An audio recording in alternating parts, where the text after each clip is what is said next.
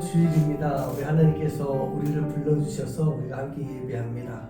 우리가 작은 교회, 적은 성도이지만 우리가 오늘 드리는 예배가 하나님 앞에 온전하게 드릴 때 그 어떤 교회보다 얼마나 많은 성도들보다 더 귀한 예배가 되고 또 하나님이 기쁘게 받으시는 그런 예배가 될 줄 믿습니다. 우리 모두 자리에서 일어나셔서 나는 예배자입니다 찬양하시면서 하나님 앞에 예배하시겠습니다.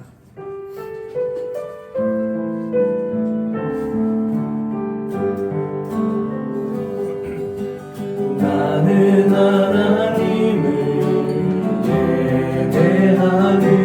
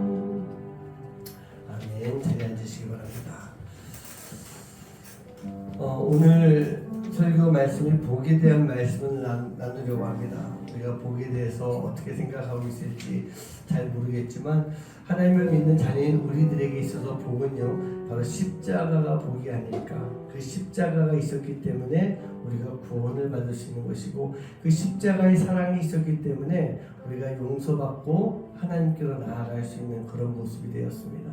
그렇다고 한다면 우리 또한 이 복의 근원이 될 수 있는 십자가라고 하는 것, 이 십자가를 우리 삶 가운데 늘 간직하고 살아갈 수 있는 우리의 몸과 우리의 마음과 우리의 삶 가운데 늘 간직하고 십자가를 지고 살아갈 수 있는 그런 모습이 되어야 될 줄 믿습니다. 우리 찬송가 십자가를 질 수 있는 함께 찬양하시면서 우리 하나님 앞에 마음을 모아서 또 결단하기도 하고 기도하는 그런 시간 되게 가지기 소원합니다. 찬양하시겠습니다.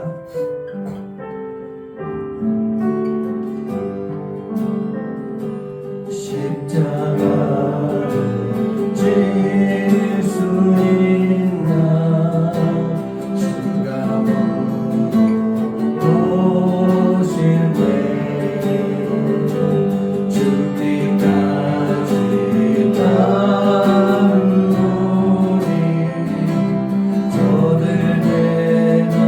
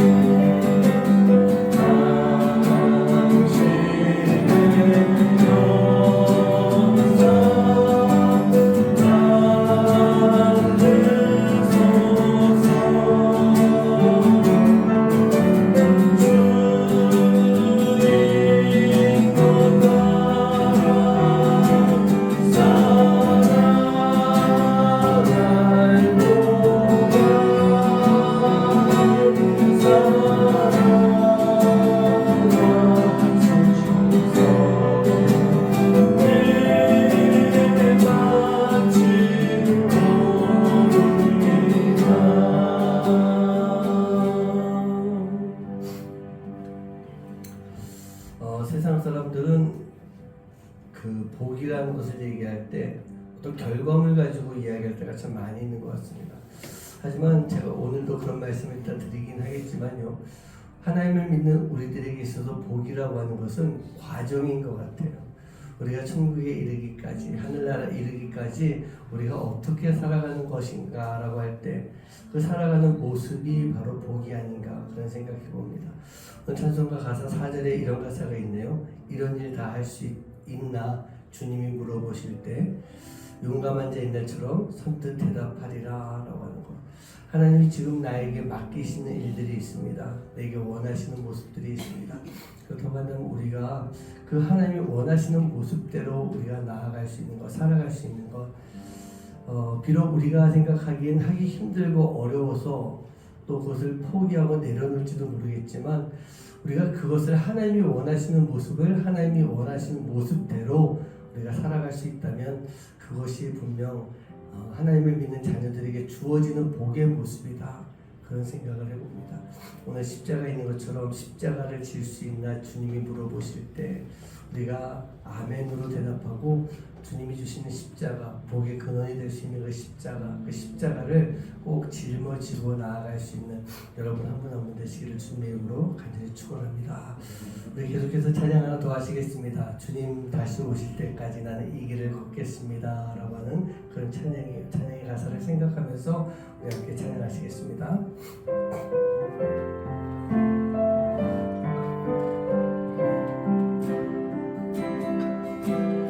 주님 다시 오실 때까지 나는 이 길을 가리라.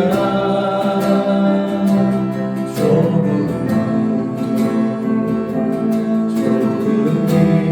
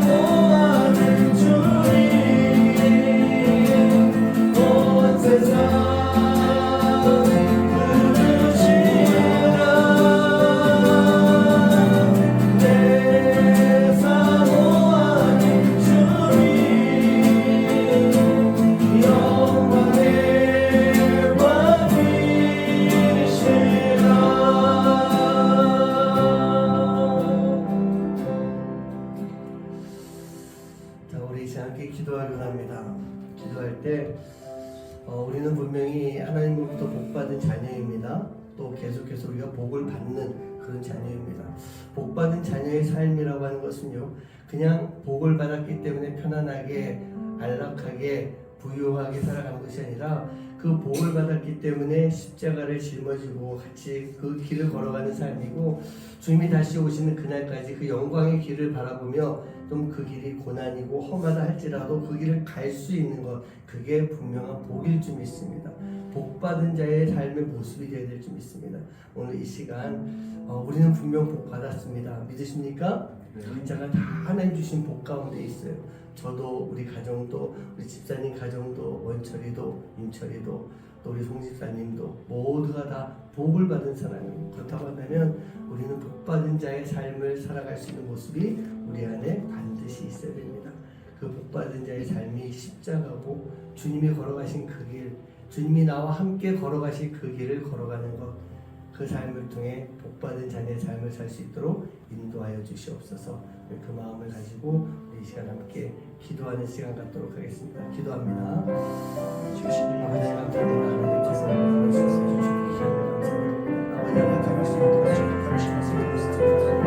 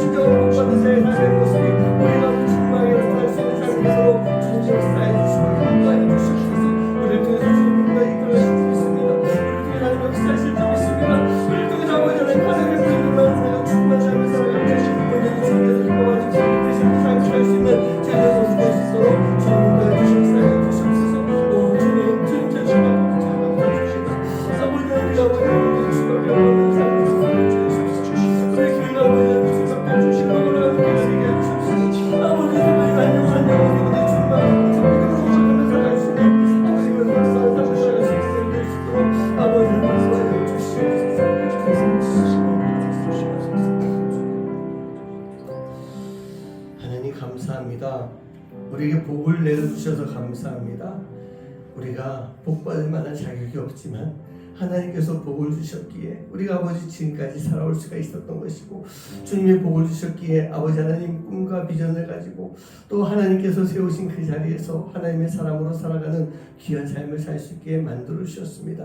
하나님, 오늘도 주님께 그 마음을 가지고 감사하며 예배하오니 주님 이 예배 받아주시고 오늘 이 자리 가운데 성령님의 놀라운 은혜가 충만한 시간 될 수 있도록 주님 인도하여 주시옵소서. 우리가 어디에 가나 무엇을 하나 주님의 길을 가기 원합니다. 십자가를 지고 걸어가기 원합니다. 세상 사람들이 봤을 땐 그 길이 고난의 길 같고 손해보는 길 같고 또 조롱받는 길 같이 보일 수도 있지만 그 길이 곧 우리가 복받은 자가 걸어가야 되는 그 길이고 복을 받기 위해 걸어가야 되는 길이 그 길이오니 우리 하나님의 자녀들 한 영혼 한 영혼들은 아버지 하나님 그 길을 멀리하지 않고 포기하지 아니하고 그 십자가의 길로 걸어갈 수 있는 복된 자의 삶이 되도록 주님 인도하여 주시옵소서. 주님, 오늘도 우리가 예배할 때 주님 우리 예배 받아주시고 오늘 예배하는 성도님들의 삶 가운데, 가정 가운데, 사역 가운데 또 모든 시간 속에서 하나님의 놀라운 역사가 함께할 수 있도록 주님 인도하여 주시옵소서. 우리 케냐에 있는 선교사님의 그 삶 속에도 함께해 주시고 아버지 하나님 어렵고 힘든 삶을 살아가고 있는 그 가정 위에도 주님들 도우심의 손길을 펼쳐주시사 하나님 꿈과 비전을 가지고 살아가면서 하나님의 뜻을 이뤄갈 수 있는 아름다운 삶이 될 수 있도록 주님 인도하여 주시옵소서. 오늘도 예배 가운데 함께 하실 성령님, 그 성령님을 기대하며 이 모든 말씀 예수님의 이름으로 간절히 축복하며 기도하옵나이다. 아멘. 오늘은 좀 특별한 시간이 하나 있습니다. 정대준 집사님, 박정석 권사님의 아들 원철이가 독일의 졸링겐 오케스트라 종신 수석 오케스트라 단원인데 오늘 한국에 왔다가 오늘 우리 교회 와서 특별한 찬양을 해주신다고 합니다. 사실 이렇게 좀 마음에 바람은 있었는데 감히 말을 못하고 있었는데 먼저 얘기해 주셔서 너무 감사드리고 오늘 우리 원철 형제가 들려드리는 이 주기도문 찬양, 이 찬양을 통해서 우리 하나님이 기뻐 받으시고 또 여러분들이 은혜 될 수 있는 귀한 시간이 되길 간절히 소원합니다. 우리 원철 형제 찬양 듣겠습니다.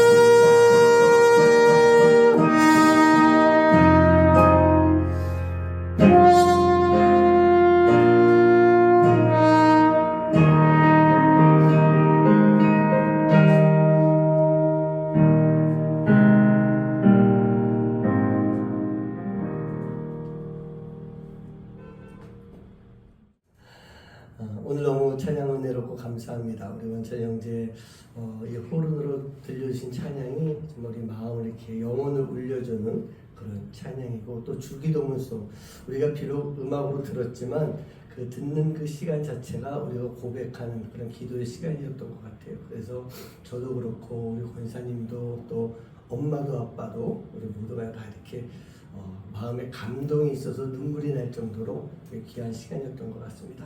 자, 우리 귀한 찬양해 주시는 원철 형제에게 감사 인사 또 하나님 앞에 영혼 돌립니다. 그런 마음 가지고 박수를 드립니다. 이런 귀한 찬양 누가 듣겠어요? 아유 감사해라. 자, 오늘 말씀 보시겠습니다. 창세기 12장 1절부터 4절까지의 말씀입니다.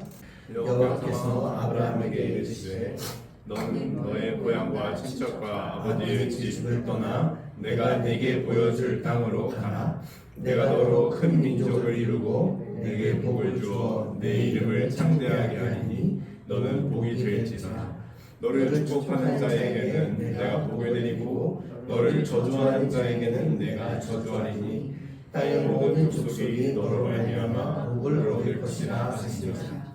이에 아브라함이 여호와의 말씀을 따라갔고 롯도 그와 함께 갔으며 아브라함이 하란을 떠날 때 75세였더라. 아멘.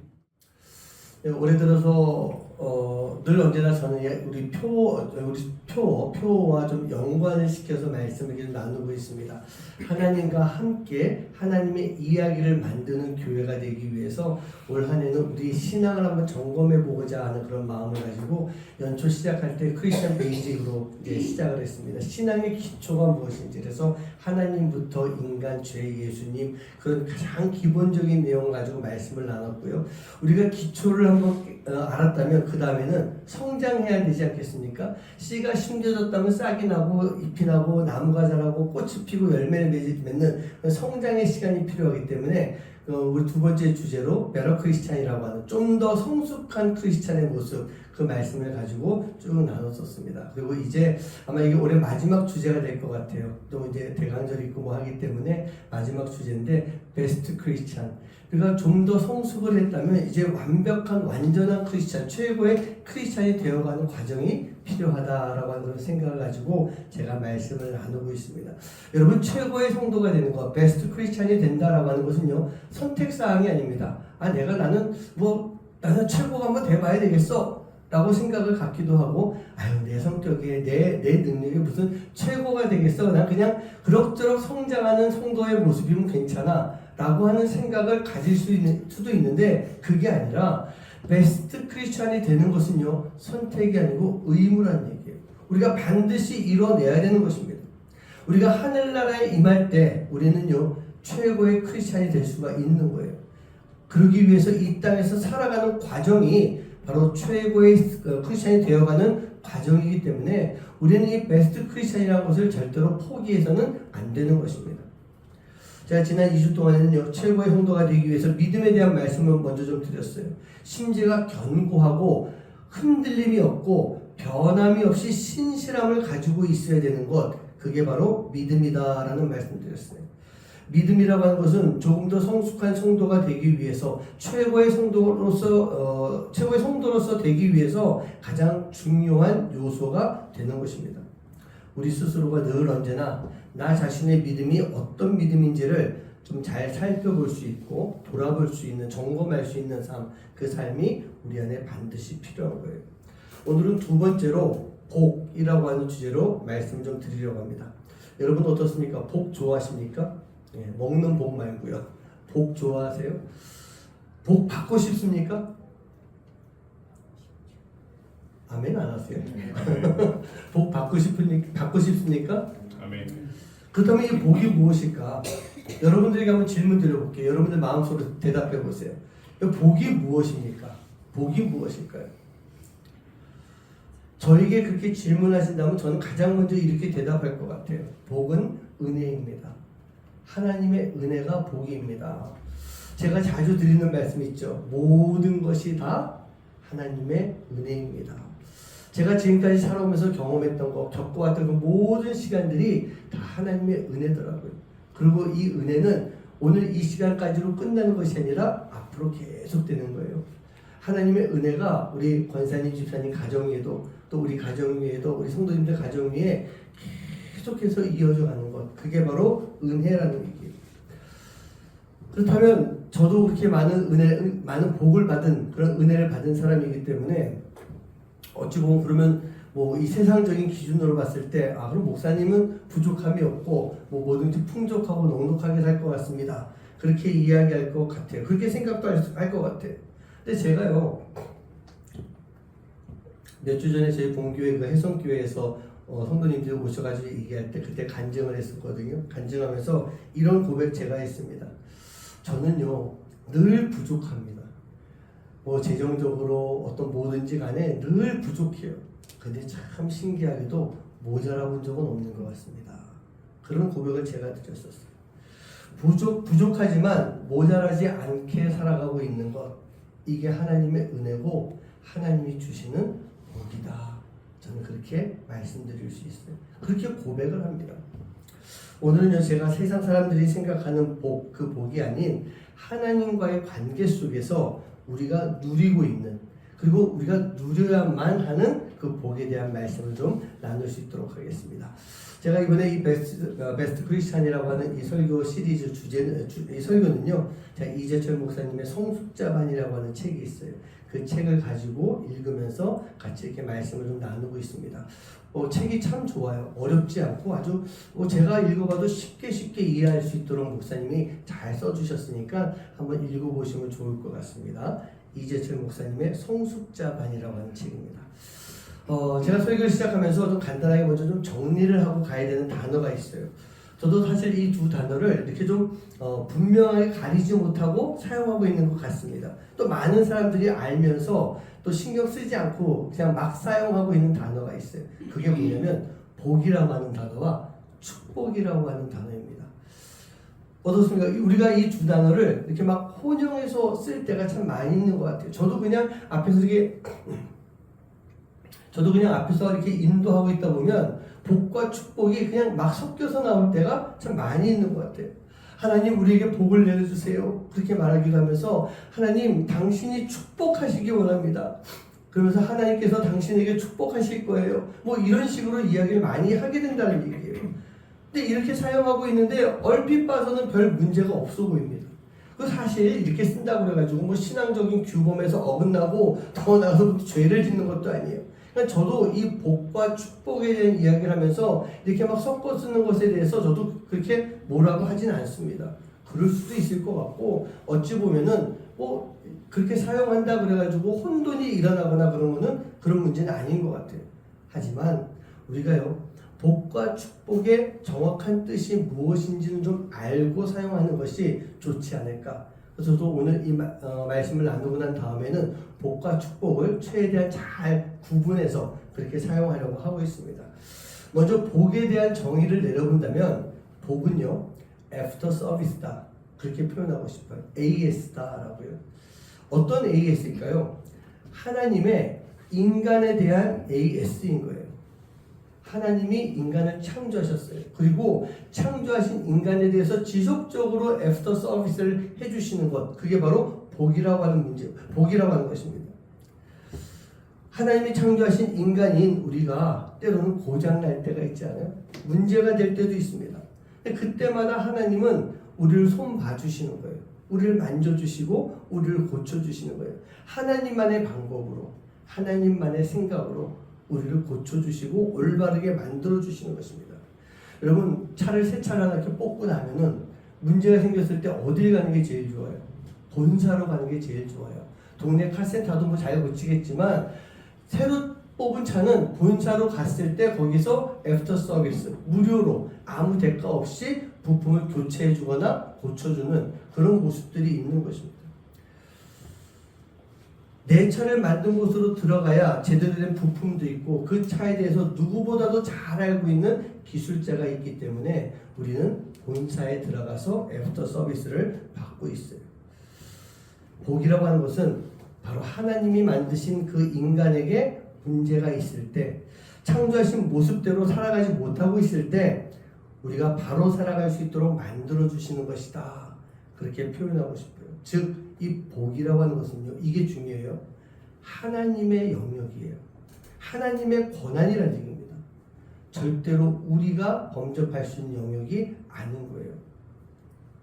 반면에 축복은요, 하나님의 영역이 아닌 우리들의 영역이다. 그렇게 볼 수가 있어요. 여러분 축자가 무슨 축인지 아시죠?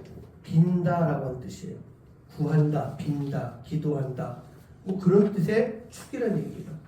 즉 복을 비는 것, 이게 축복인데 이 복을 비는 축복은 우리들 사이에서 통용되고 있는, 사용되고 있는 그런 말이에요. 하나님이 당신을 축복합니다. 이건 틀린 말이죠. 내가 당신을 축복합니다 라고 하는 것은 나와 당신 사이에서 내가 하나님께 기도해서 하나님이 복을 내려주시길 원합니다 라고 하는 그런 뜻이 바로 축복이라는 얘기입니다.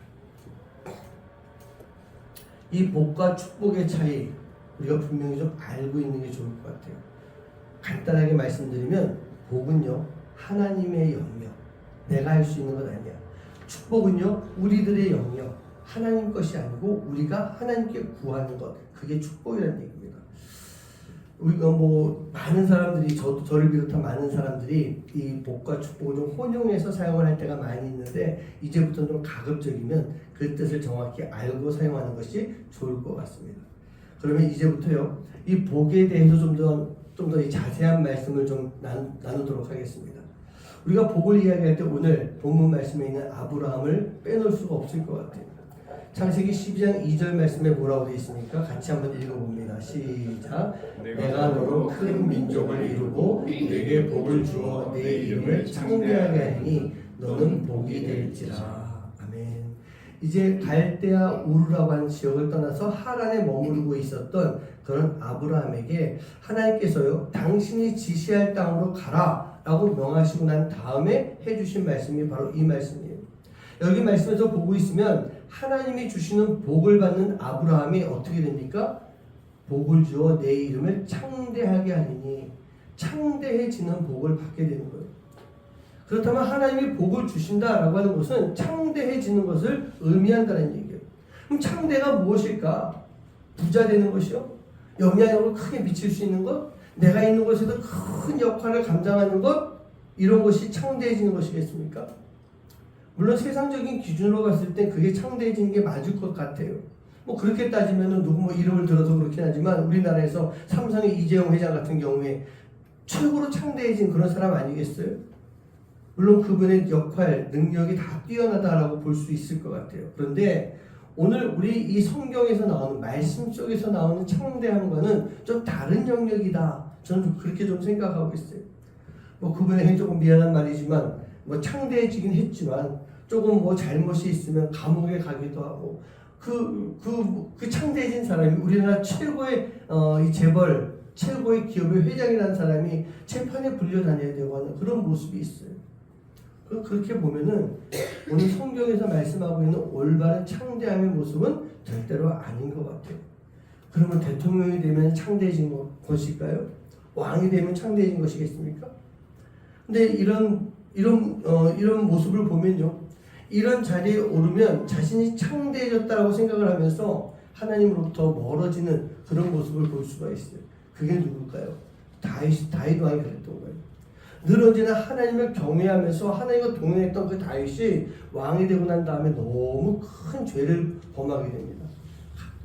간음죄와 더불어서 살인죄를 한꺼번에 범하게 되는 거예요. 왕이 되었지만 아들 압살롬에게 쫓겨다니면서 죽을 위기에 놓이는 그런 상황들도 있었어요. 다윗이 거느렸던 많은 아내들을 그 아들 압살롬이 범하는 아주 몹쓸 모습까지 경험하게 됩니다. 가는 곳마다 신하였던 사람들, 백성으로부터 모욕당하는 그런 모습이 있기도 했던 거예요. 왕이라고 하는 자리가 창대해지는 자리가 아닌 것은 분명한 모습인 것 같아요. 뭐 대통령이 되면 창대해질까요? 그것도 마찬가지예요. 뭐 우리나라 대통령 중에서 대통령이 돼가지고 정말 아무 문제 없이 아름답게 지나왔던 사람은 별로 없는 것 같아요. 지금의 대통령도 마찬가지로 많은 문제 요소들을 지금 가지고 있는 그런 모습 아니에요? 오해하지 마세요. 뭐 진보 보수 해가지고 제가 그렇게 얘기를 하는 것이 아니라 그 자리라고 하는 것 자체가 창대함의 자리라고 볼 수는 없다라는 얘기입니다. 그런데요, 그럼에도 불구하고 다윗이 이렇게 큰 죄를 범했음에도 불구하고 지금 우리는요 이스라엘 최고의 왕으로 다윗을 뽑게 됩니다. 이거는 저희 이야기뿐만 아니라 이스라엘 사람들에게, 유대인들에게 물어보면 그 사람들에게 있어서 그 이스라엘 유대인들, 그 이스라엘의 최고 지도자는 누구냐? 모세를 꽂아요. 최고의 왕이 누구냐? 다윗 왕을 꼽아요. 지금 그런 모습이라는 얘기입니다. 다윗을 성군으로 하나님의 사람으로 평가하는 이유가 무엇일까? 그러한 시간들을 쭉 지났지만 그러한 가운데서도 다윗은요 회개하는 사람이었어요.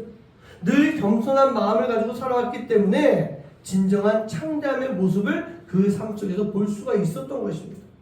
바로 겸손과 순종의 모습을 통해서 진정한 하나님이 복 주시는 사람의 모습을 볼 수가 있었던 거예요. 그리고 더불어서 이 복을 받은 사람, 창대함을 가지고 있는 사람은 다윗과 같이 겸손과 순종의 모습이 그 삶 속에 늘 보이게 되어 있다는 얘기입니다. 오늘 말씀에 있는 아브라함도 마찬가지였어요. 아브라함이 복을 받았습니다. 창대케 되는 복을 받았어요. 그렇다고 한다면 그 복을 받은 아브라함에게선 어떤 모습이 나왔을 것인가? 바로 이 복을 받은 아브라함은요, 늘 언제나 하나님의 말씀을 따르며 동행을 했던 사람이다. 하나님의 말씀을 따르며 동행을 했던 사람이에요. 아까 읽었던 2절 말씀에서 보면 복을 통해서 창대해질 것이다 라고 약속하신 하나님께서 계속 말씀해 주시는데 우리가 3절 4절 한번 읽어봅니다. 시작. 너를 축복하는 자에게는 내가 복을 내리고 너를 저주하는 자에게는 내가 저주하리니 땅의 모든 족속이 너로 말미암아 복을 얻을 것이라 하시니라. 이에 아브라함이 여호와의 말씀을 따라갔고 롯도 그와 함께 갔으며 아브라함이 하란을 떠날 때에 75세였더라. 아멘. 자, 이 3절 말씀에서 보면 제가 아까 말씀드렸던 복과 축복에 대한 분명한 구분이 나오죠. 너를 축복하는 자에게 내가 복을 내릴 것이다. 그러니까 하나님의 영역, 우리의 영역이 같이 나오고 있습니다. 그리고 하나님이 주신 이 복을 통해서 아브라함이 가장 먼저 한 일이 뭐냐? 말씀을 듣고 따르는 것이었어요. 사랑하는 성도님들, 복받은 사람은요, 하나님과 동행합니다. 그게 복받은 사람의 모습이에요. 그리고 그 동행하기 위해서는 반드시 하나님의 말씀을 듣고 잘 따르는 그런 모습이 꼭 필요한 거예요. 우르를 떠나서 하란에 잘 머물고 있었지만 하나님의 말씀을 듣고는 그 땅을 떠나 하나님이 지시한 가나안 땅으로 옮겨가게 됩니다. 당시에 보면 이 갈대아 우르라고 표현하죠. 이 우르라고 하는 지역도 하란이라고 하는 지역도 비옥한 초생달 지역 안에 포함이 되어 있으면서 아주 살기 좋은 그런 도시였던 거예요. 지금으로 보면 이 살기 좋은 대도시라든지 모든 환경이 잘 조성이 되어 있는 그런 도시를 말하고 있는 것이었어요. 하지만 하나님 보시기에는요, 그 도시가 아브라함에게는 절대로 좋지 않은 그런 곳이었던 거예요. 왜 그랬을까요? 우르도 하란도 그 땅이 우상이 판을 치는 곳이었어요.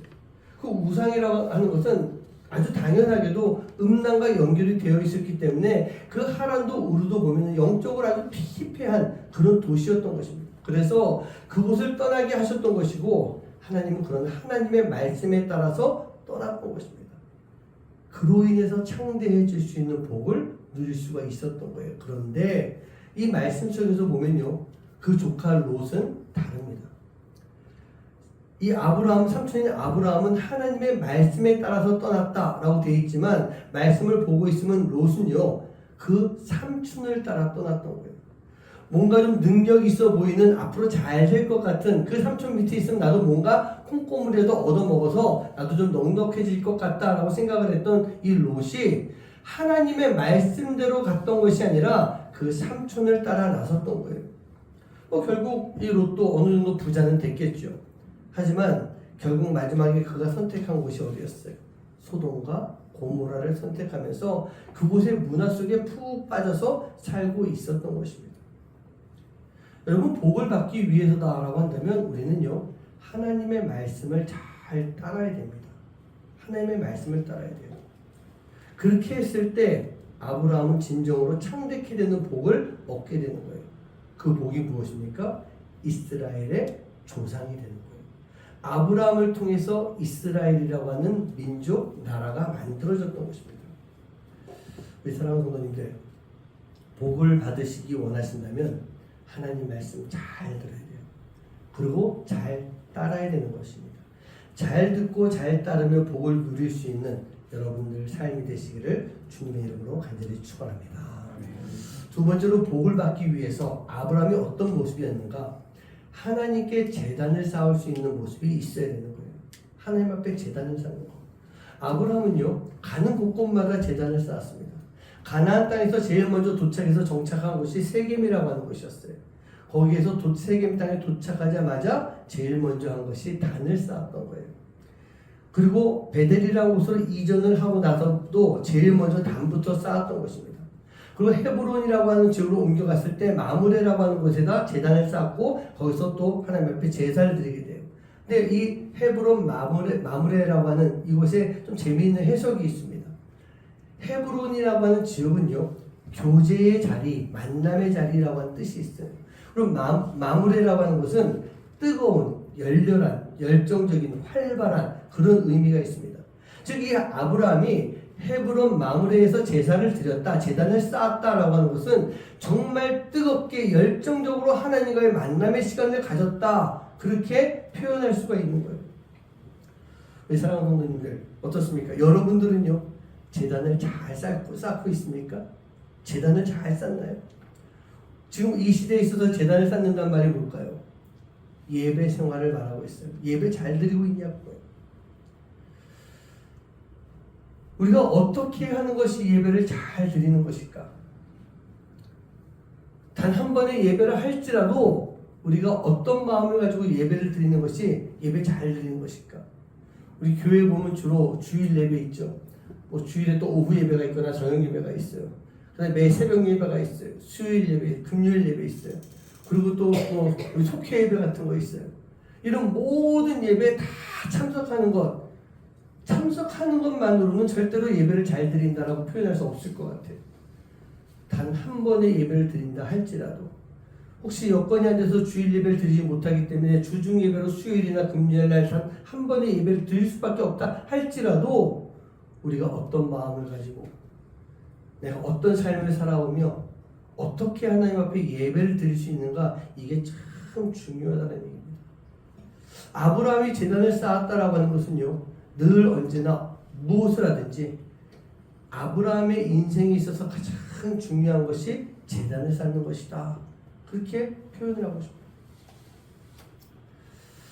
제가 목사가 되어서 처음 교구를 맡았던 때가 2006년 8월이었어요.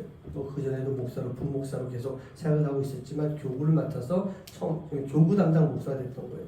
그때 저를 도와서 같이 이렇게 사역을 해주셨던 신방전도사님이 계신데, 그 신방전도사님이 신방을 가면 늘 하는 얘기가 있어요. 집사님 예배 잘 드려. 예배만 잘 드리면 복 받아. 예배만 잘 드리면 복 받아. 근데 그때 제가 그 이야기를 처음 들었을 때는 아이고 어떻게 저렇게 아줌마같이 촌스럽게 얘기해. 정말 전형적인 신방전도사님이 이야기하는 것 같은 그런 느낌이었던 거예요. 그런데 그 말이 정답이더라고요.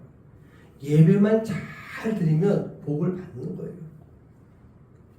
예배는요 하나님께서 우리에게 요구하신, 부탁하신 사항이 아니에요. 예배는 명령이에요. 그 명령을 잘 수행한다라고 한다면 하나님으로부터 인정을 받을 수밖에 없는 그런 모습 아니겠어요? 헤브론 마므레, 뜨겁게 하나님과의 만남의 시간을 갖는 것, 뜨겁게 열렬히 열정적으로 하나님과 교제하는 그 예배의 시간이 우리 안에 반드시 있어야 되는 것입니다. 그런 만남의 시간이 있을 때, 계속될 때 우리는요 하나님과의 신뢰를 쌓을 수 있게 되는 거예요. 그리고 그 신뢰가 뭐냐? 결국 그 신뢰 자체가 믿음이 되는 거예요. 아브라함이 그 믿음이 생겼기 때문에, 그 믿음이 있었기 때문에 아들 이삭을 하나님의 말씀대로 모리아산으로 데려가서 제물로 바칠 수가 있었던 것입니다. 아브라함이 이삭을 바치기 위해서 둘이서 아들 이삭과 함께 산에 올라갈 때 산 아래에 있는 종들에게 이런 말하고 갑니다. 너희는 여기에서 나귀와 이 모든 짐들을 다 잘 보고 있어라.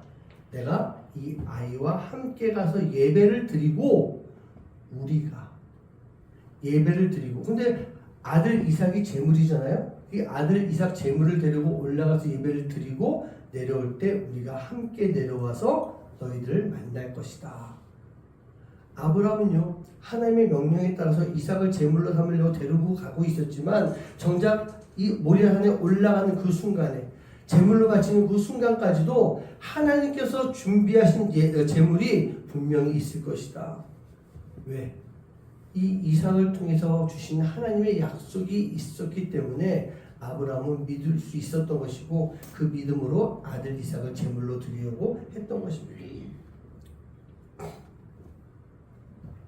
늘 언제나 하나님의 말씀을 듣고 순종의 삶을 살았던 그 아브라함은요 이렇게 하나님만을 신뢰하며 예배하는 그 삶을 통해서 하나님이 주시는 복을 받게 되었던 거예요.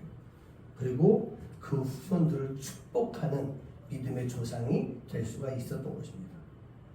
네, 사랑하는 성도님들, 하나님 말씀, 지금 우리에게 말씀하시는 하나님의 음성 잘 들으시기 바랍니다. 잘 들어야 됩니다.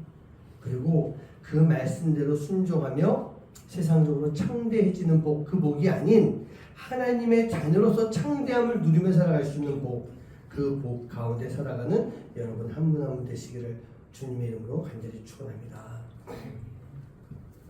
구약에서 이 아브라함의 복을 이야기했다라고 한다면 신약에서는요, 예수님이 말씀하시는 복을 우리가 빼놓을 수가 없을 것 같아요. 예수님이 복에 대한 말씀하셨어요. 어떤 말씀하셨죠? 팔복. 산상수훈에서 말씀하시는 팔복이 있습니다. 제가 이 팔복에 관해서는 내년쯤에 한번 쭉 한번 다뤄보려고 생각을 하고요. 오늘은 아주 간단하게 팔복의 제목과 의미만 한번 쭉 짚어보고 넘어가려고 합니다. 예수님께서도 분명하게 복에 대한 말씀을 해주셨던 거예요. 뭐뭐뭐뭐한 자는 복이 있나니, 뭐뭐뭐한 자는 복이 있나니 라고 하는 이 말씀은 하나님의 자녀가 된 우리가 예수님의 말씀처럼 이렇게 살아가게 되면 너희들이 복을 받을 것이다, 하나님이 복 주실 것이다 라고 분명하게 말씀해 주신 거예요. 그런데 우리가 아다시피요, 복을 받기 위해서 이렇게 살아가는 삶의 모습이 절대로 일반적인 삶의 모습은 아닌 것 같아요. 그 내용을 좀 볼까요? 첫 번째가 뭡니까? 심령이 가난한 자는 복이 있나니 라고 되어 있어요. 심령이 가난한데, 가난한 사람인데 복이 있다. 왜 그럴까요? 여러분, 심령이 가난하면요, 사람들이 의지할 수 있는 존재는 오직 하나님밖에 안 계시는 거예요. 심령이 가난해지고 영혼이 가난해져서 메말라 가는데 세상 것을 찾는 것이 아니라 의지할 수 있는 분은 오직 하나님밖에 안 계시기 때문에, 그래서 심령이 가난한 자가 복이 있는 것입니다. 애통하는 자도 복이 있다고 되어 있죠. 하나님 앞에서 애통하는 거예요.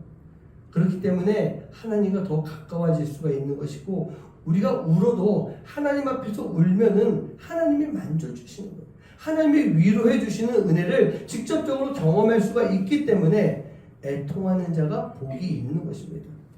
여러분, 온유한 자도 복이 있다고 하죠. 온유하다는 게 뭘까요? 온유는요, 누군가에 의해서 길들여지는 거예요. 여기서 온유라고 하는 것은 하나님이 우리를 길들여 주셔서 우리가 온유하게 만들어졌기 때문에 하나님의 은혜가 함께하면서 우리가 복을 받을 수 있는 그런 모습이 되는 것입니다.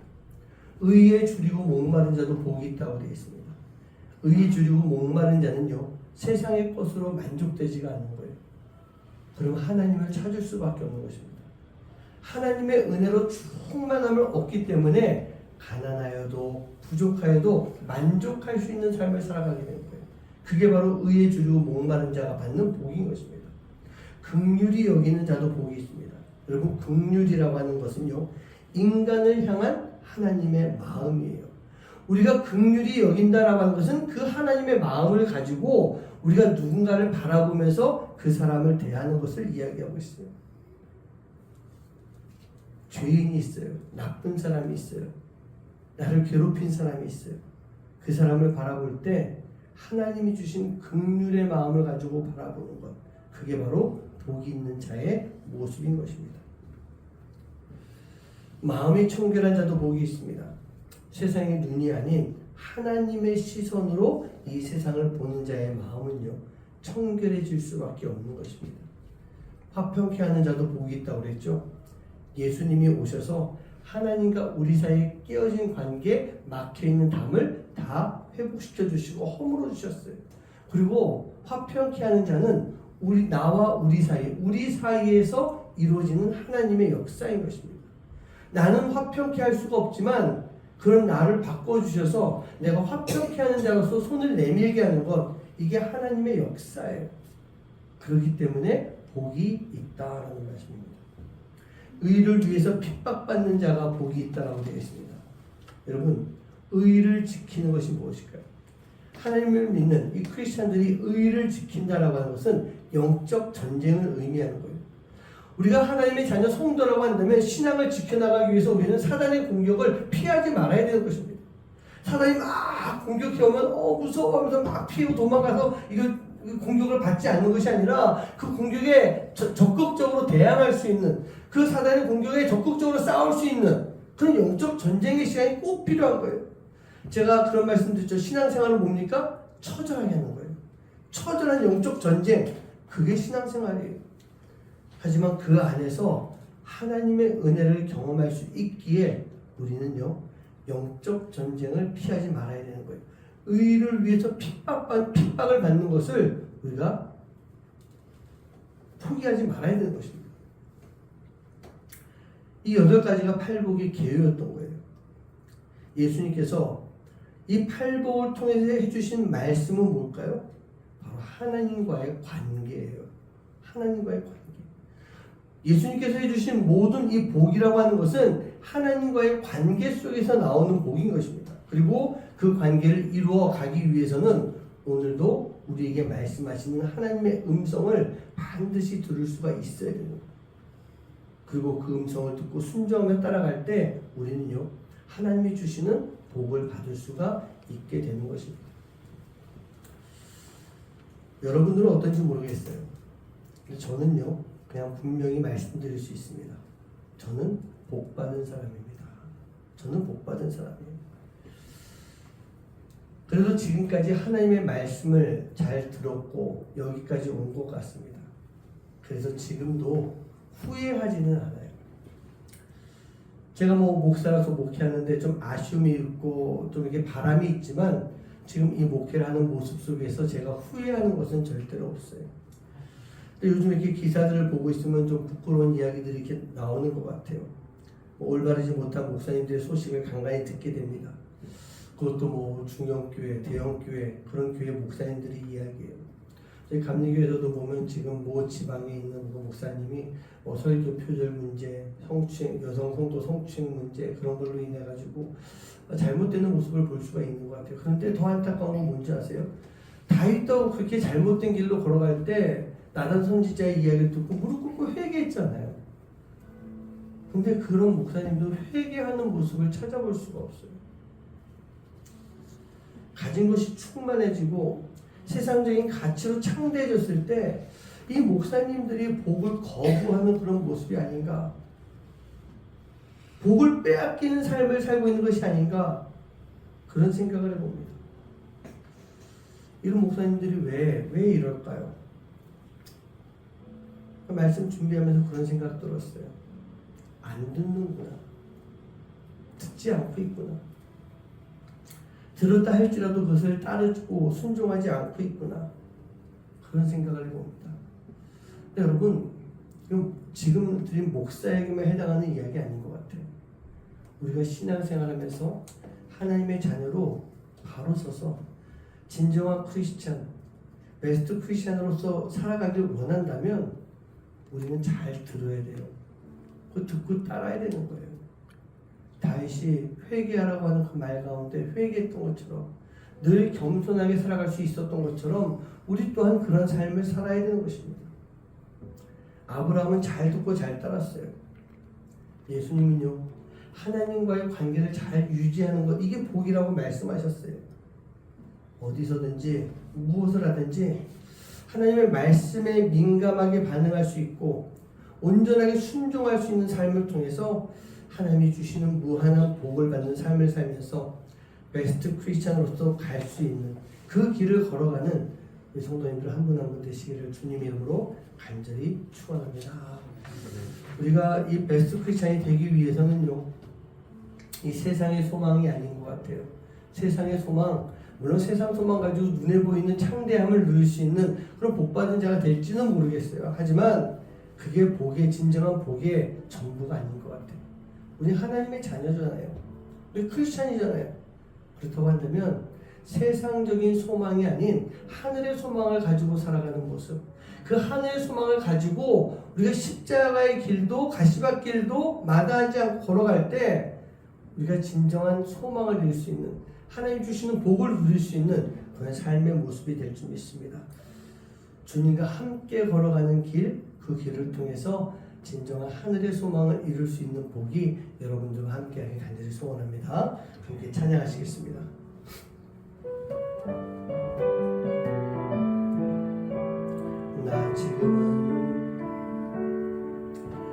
나 지금은 비록 땅을 걷다며 살지라도 내 영혼 저 하늘을 디디며 사네.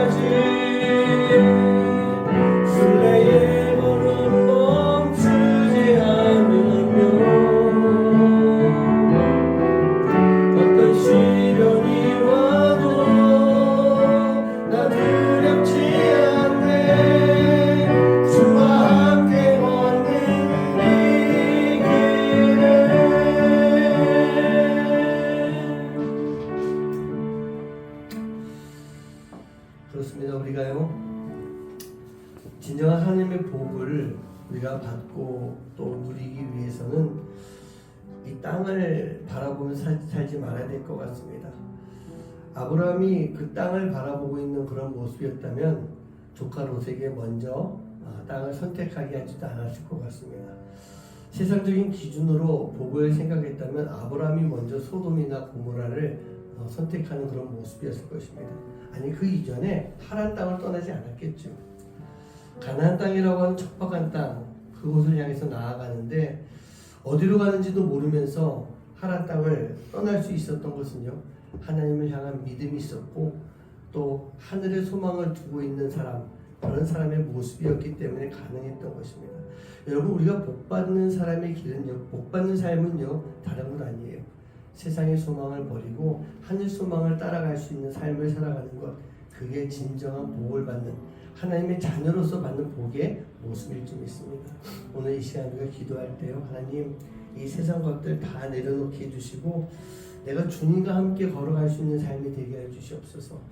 주님과 함께 걸어가는 그 삶이 때로는 시련이 되기도 하고 두려움이 되기도 할 수 있겠지만 우리가 주님과 함께 순례자의 길을 걸어갈 수 있는 그런 삶을 살게 해주시고 그 삶을 통해서 그 삶 자체가 복이 될 수 있는 그런 모습 되게 해주시옵소서. 그래서 결국 우리가 그 길을 순례를 다 마쳤을 때 하늘나라에 오르는 그 순간에 우리가 진정한 베스트 크리스찬 완벽하고 완전한 최고의 크리스찬의 모습이 되게 해주시옵소서. 베스트 크리스찬은요 제가 계속 말씀드리지만 천국에서 이룰 수 있는 것입니다. 하늘나라에서 이룰 수 있는 거예요. 그럼 지금이 그 베스트 크리스찬의 길을 걸어가고 있는 지금이 바로 최고의 성도의 삶이 되는 모습이 아닌가 그런 말씀드립니다. 오늘 그런 마음을 가지고 이 시간 함께 마음 모아서 결단하며 기도하는 시간 갖도록 하겠습니다. 기도하겠습니다. 아버지 하나님 감사합니다. 하나님께서 함께 주시고 계신 주님 감사를 드리겠습니다. 하나님께서 주신 이 저희들이 이 길을 걸어갈 수 있게 두렵지 않습니다. 아버지 하나님 두렵지 않습니다. 하나님 이 길을 통해서 진정 하나님의 길을 걸어갈 수 있도록 마음을 가지고 하나님의 자녀들 될 수 있도록 좋은 인자해 주시고 하나님께서 이루어가신 이 길을 가운데서 주님께서 역사하신 놀라운 일들을 이루어갈 수 있는 삶을 살게 되는 수 있도록 좋은 인자해 주시옵소서. 내 삶을 주님께 얹으시 드리기 원합니다. 우리 모든 삶을 드리기 원하고 주시옵소서. 우리가 이 길을 걸어갈 때 하나님께 영광 돌릴 수 있는 그런 삶을 살아갈 수 있도록 인자해 주시고 역사하여 주시옵소서. 아버지 어떤 날짜도 시험 고통의 날짜라도 주님과 함께 걸어가는 길입니다. 그 길을 걸어가고 있는 우리가 최고의 성도의 삶을 아버지 크리스찬의 삶을 살아갈 수 있는 그런 모습을 인도해 주시고 아버지 그 길을 통해서 하나님 이룰 때 아버지 우리가 진짜 하나님의 소망을 이루고 완성하실 수 있는 그런 삶을 될 수 있도록 주님 인도해 주시옵소서. 오늘 이 자리에서 성도를 축복하여 공유해 주시옵시고 아버지 하나님 이 시간 통해서 우리 주님을 나아갈 때 아버지 하나님이 주신 귀한 복이 우리와 함께 함께하는 삶이 될 수 있도록 주님께서 주시옵소서. 주시옵소서. 주님 기도합니다.